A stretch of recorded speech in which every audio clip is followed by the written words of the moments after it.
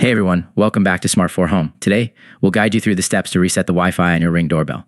Whether you're upgrading your network or troubleshooting connectivity issues, this process is essential to keep your smart home devices running smoothly. Step 1. Preparation. Before we begin, make sure you have your Ring doorbell and smartphone handy. Ensure your smartphone is connected to the Wi-Fi network you want to set up with your Ring doorbell. Step 2. Open the Ring app first. Open the Ring app on your smartphone. If you haven't already, log in with your Ring account credentials.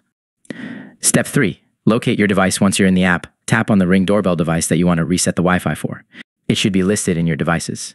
Step 4. Access device settings next.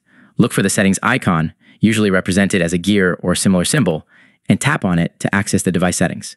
Step 5. Remove device from account in the device settings. Scroll down to find the option that says Remove Device or Disconnect Device. Tap on this option to proceed. Step 6.